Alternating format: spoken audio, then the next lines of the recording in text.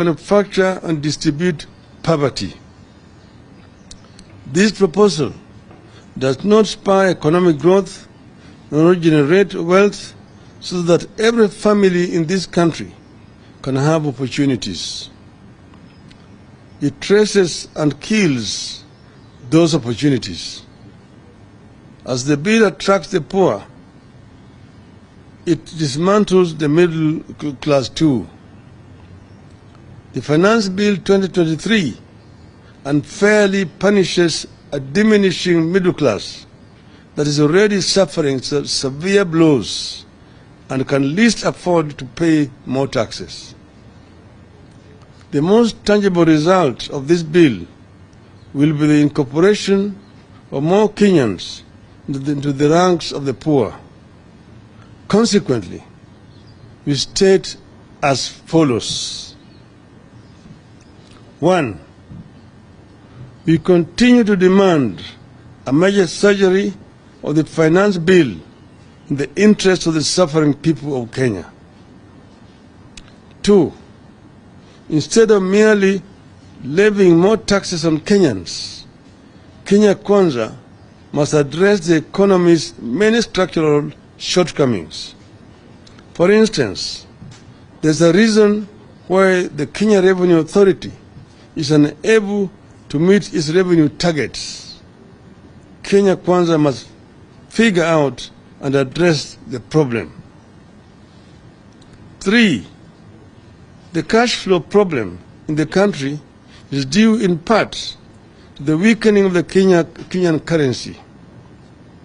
The weakness is not just vis-a-vis the US dollar. Our currency fell significantly against the Tanzanian shilling by nearly 10% since last September.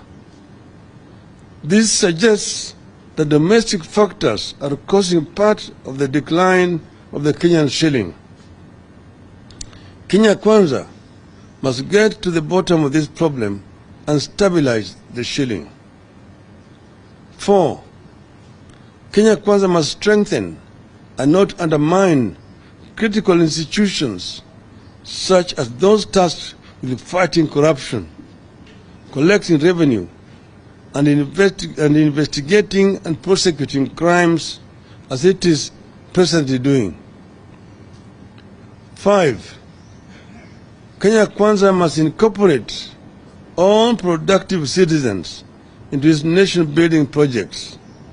Currently, the regime has alienated a huge section of the population who sees themselves as outsiders and strangers in their own country.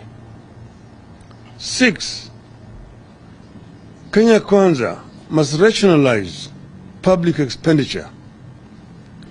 It must live within its means instead of spending money it does not have on programs and projects in the country does not need. 7. Kenya Kwanza must address the public concern that even as taxes rise on everything and for everyone, there is no clear plan to spend new tax revenues on welfare programs for the poor.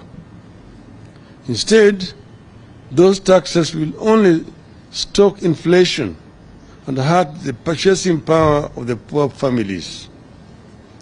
8. We appeal to all Kenyans to participate actively in the process of validation and express themselves loudly and clearly that they cannot take any more burden.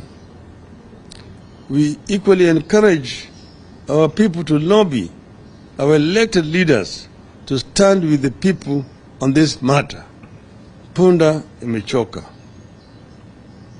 9.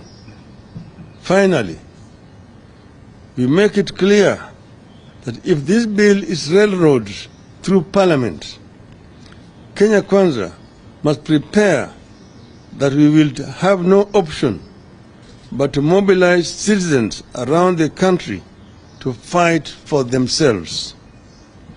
We will have no option but to mobilize all the social sectors and take all the necessary political actions to stop this blow and burden.